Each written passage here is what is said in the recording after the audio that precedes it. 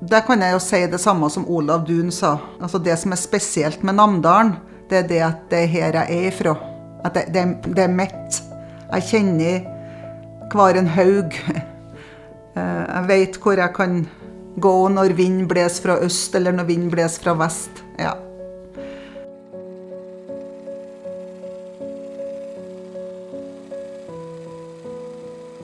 Jeg heter Bjørg Tingstad. Og jeg har bodd på Gjøa i nesten hele mitt liv. Bare med unntak fra når jeg gikk på lærerskolen på Levanger. Og ja, et par år til. Ellers har jeg bodd her hele mitt 64-årige liv. Jeg statsstipendiat. Altså, jeg pensjonist. For at jeg var så heldig at jeg var i den aldersgruppa som kunne gå av med pensjon når jeg var 62 år.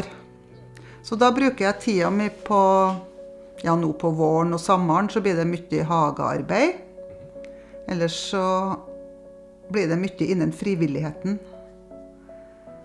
Og det historielaget og seniordansen og litt forskjellig annet også. Ja, så har vi 7 barnebarn. Og ingen av dem bor på Gjøa, så derfor så må bestemor røkke ut. Jeg kaller meg av og til for ambulerende bestemor, når det er behov for at bestemor kommer og passer unger, eller bare er i lag med dem. Så det gjør jeg gjerne. Ja, når vi reiser, så er det ikke først og fremst for å oppleve fin natur, for det har vi her, ikke sant? Det er bare for å oppleve noe som er annerledes. Ja. Og hver gang jeg kommer hjem igjen, så tenker jeg i mitt stille sinn, hvor heldig jeg er som bor her. Ja.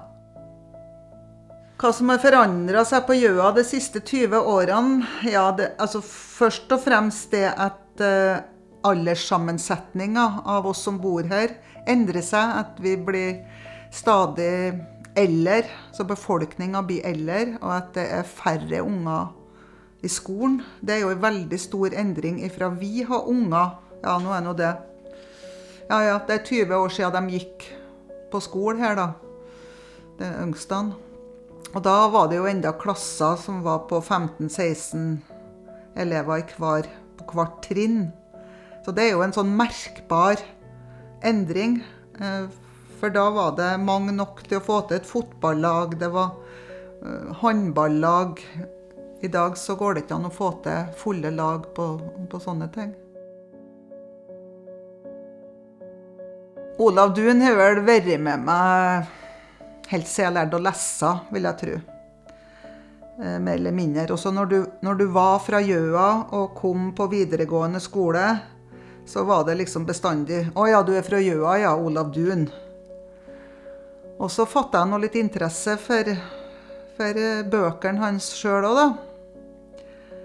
Men det var vel først i sånn velvoksen alder at jeg har forstått hvor stor en dikter han var, og ser at det han skrev for 100 år siden, mye av det gjelder også i dag. Altså